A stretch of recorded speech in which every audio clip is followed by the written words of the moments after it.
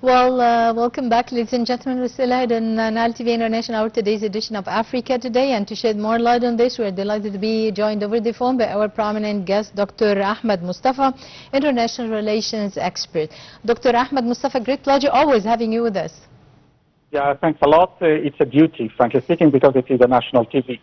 Such a successful leadership of Egypt since the February 2023 till now, as the President El-Sisi concluded the achievements of the Egyptian state according to and within the such leadership of the NEPAD committee.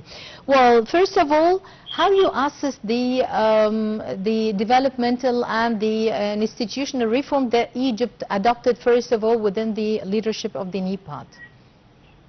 Currently speaking, Egypt, especially with the leadership of President Sisi, God bless him, I think he did a lot in this respect, because unfortunately, since the time of Mubarak, or maybe Sadat, we don't have the proper relations with Africa as this time. Because, you know, that Jamal Abdel Nasser, who was the initiator of establishing the African Union and African Unity and such kind of organization that makes the African continent away from any polarization, as well as just to be objective and just to be independent away from the colonialism as well.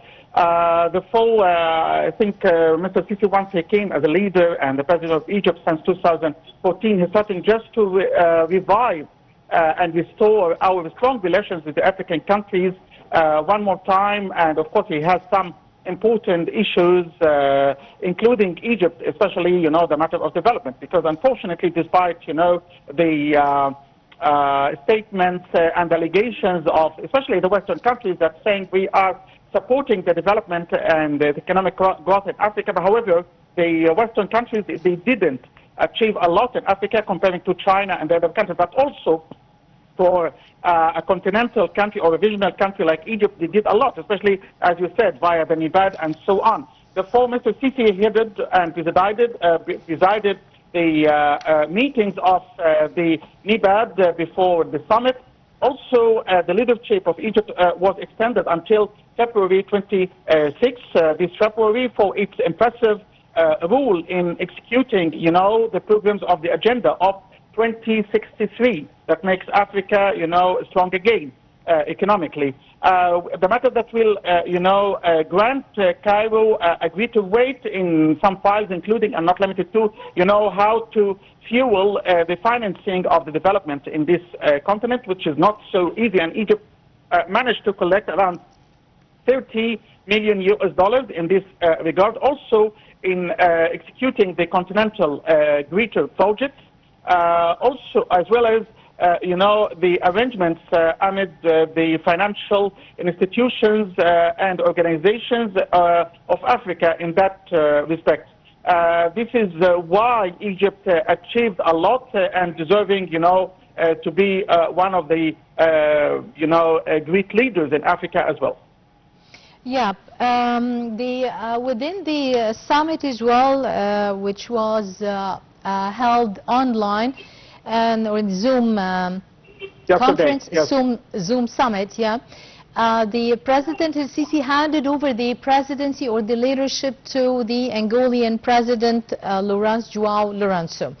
Now when we talk about the leadership of Angola and the bilateral ties with Angola as well as a strong country in the African continent as well, how this will support Egypt and Egypt's stance as well for fighting or for gaining its rights concerning the water file? I think it is like a good rule, and Angola, as you said, is one of the biggest countries in Africa, because also it is one of the biggest oil countries in Africa. Therefore, also it has like energy dimension, things like that, just connecting North Africa with sub-Saharan countries, which is very crucial, because, you know, the colonial countries, unfortunately, trying to make a schism and trying to put, you know, ridges between North and sub-Saharan African countries. And some of the African countries not considering Egypt and the North countries that speak Arabic, not African countries. They are saying that we are Arabs and we are aware of Africa because we are not sub-Saharan. Therefore, His Excellency Mr. Sisi trying to, being like the icebreaker of all such, kinds of allegations and so on in the African continent, which is very crucial and which will help, in achieving, the biggest developmental projects for the next 40 years, because we have the vision of, as I told you, 2063. And without, the good arrangements with the strong African countries and having a good relations with them, I think we cannot achieve also our regional stability and security and so on. Don't forget also that Egypt is currently the head of, peace and, security in Africa, or African Peace and Security Committee via the African Union, and Egypt also, reconfirming, its path in that way in 3 points, just to keep the peace and security of Africa, keep the development of Africa going on, and also having the joint African, works and affairs together. Yes.